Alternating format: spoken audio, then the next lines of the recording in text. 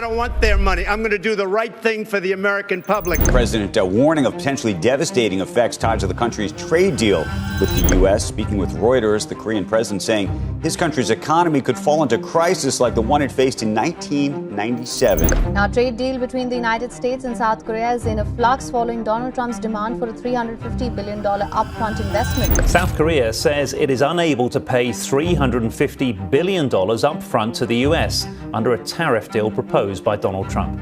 The country is now looking for an alternative. Factories were supposed to roar back to life. Cities were meant to rise again. And foreign capital was promised to flood back into the United States, proving tariffs could rebuild what globalization had hollowed out. That was the dream. But in 2025, that dream has stalled. According to Reuters, South Korea has frozen a $350 billion industrial investment framework with Washington, a deal once described as the cornerstone of America's manufacturing comeback.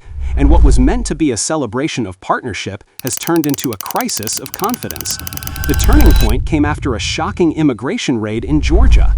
Hundreds of Korean engineers working legally at a Hyundai LG battery plant were detained and deported in what Reuters described as a military-style operation. What began as a revival story has become a cautionary tale. Investors, once confident in the U.S., are now asking, if this can happen to allies, what comes next for the rest of us?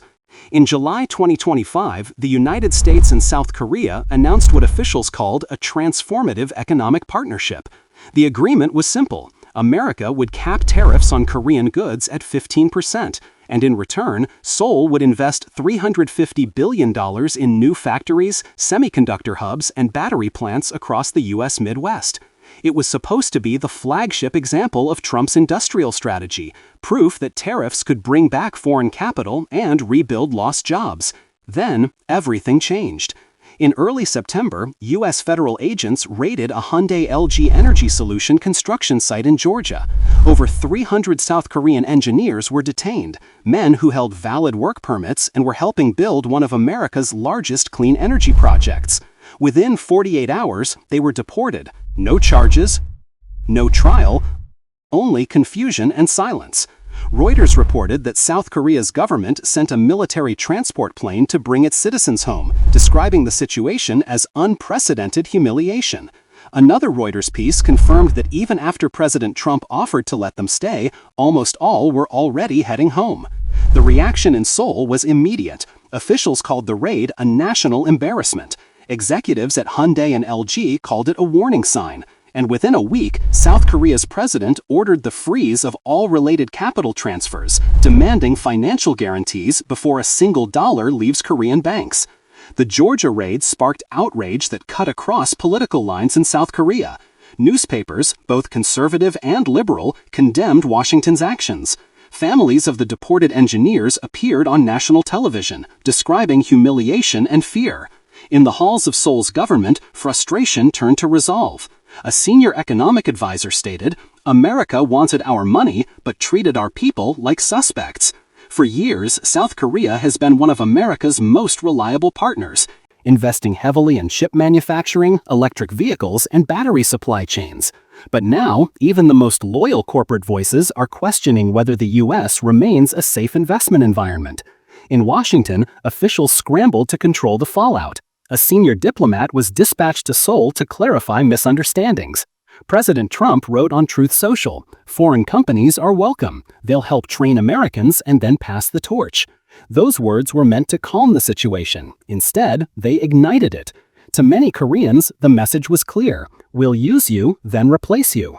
Protests erupted in downtown Seoul, with banners reading, "Partnership requires respect."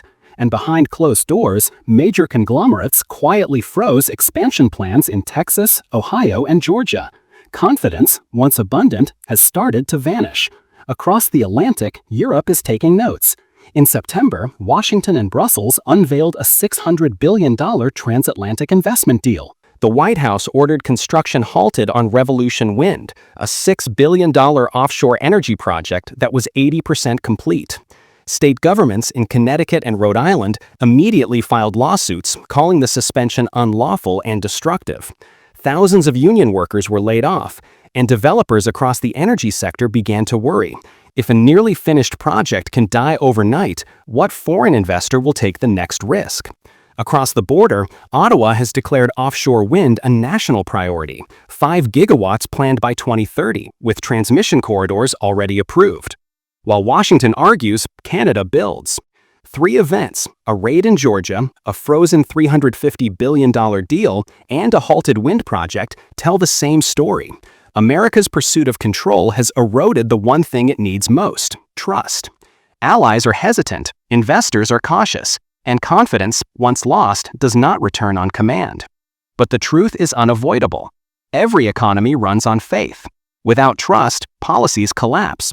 And right now, America's reputation for stability is faltering. North of the border, Canada quietly demonstrates that steady governance still wins global capital.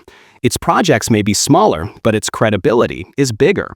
If you found this analysis insightful, subscribe to Maple States. Our goal: 10,000 subscribers, 2,000 likes, and 1,000 comments. The best comment will be pinned tonight. Because in a world divided by noise, facts still matter. And trust is the one investment that never loses value.